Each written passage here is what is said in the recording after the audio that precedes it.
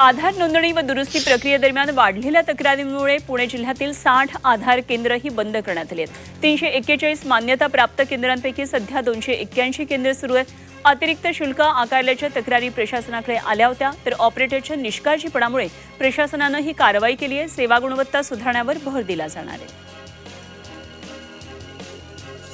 उन्हाळी सुट्ट्या आणि पर्यटन हंगामामुळे मे महिन्यामध्ये पुणे विमानतळावरच्या देशांतर्गत प्रवासी वाहतुकीमध्ये मोठी वाढ झाली आहे। मे महिन्यामध्ये 10,21,594 प्रवाशांनी प्रवास करत प्रथमच 10 लाखांचा हा टप्पा पार केला। एप्रिलच्या तुलनेत प्रवासी संख्येत 19% वाढ नोंदवली गेली।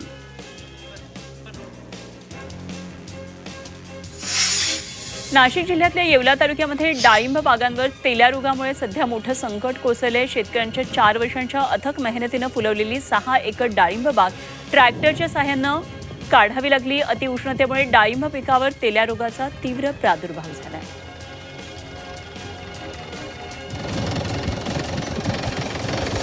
नाशिकच्या महाराष्ट्र पोलीस अकादमीमध्ये प्रशिक्षण पूर्ण केलेल्या प्रशिक्षणार्थी पोलीस उपनिरीक्षकांचा 127व्या तुकडीचा दीक्षांत सोहळ्याचं आयोजन करण्यात आलं।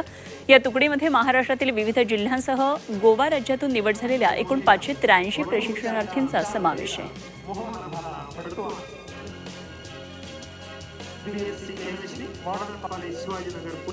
छत्रपती संभाजीनगरमध्ये नव्या योजनेचं पाणी मिळाल्यानंतर शहरवासियांना दिलासा मिळणार असला तरी मनपासाठी मात्र ही योजना म्हणजे पांढरा हत्ती ठरणार आहे।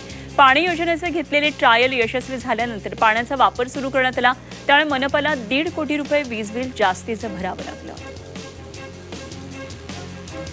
छत्रपती संभाजीनगर जिल्हा मध्यवर्ती सहकारी बँकेच्या निवडणुकीमध्ये भाजप आणि शिवसेना एकमेकांसमोर आलेत।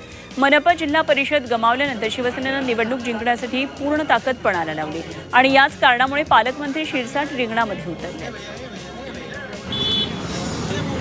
छत्रपती संभाजीनगरच्या शिवाजीनगर भुयारी मार्गात विद्युत रोषणाई करण्यात येणार आहे। यासाठी सार्वजनिक बांधकाम विभागानं महानगरपालिकेला 20 लाख रुपयांचा निधी दिला आहे। आज विद्युत केबल जोडणीच्या कामाला प्रारंभ झाला आहे।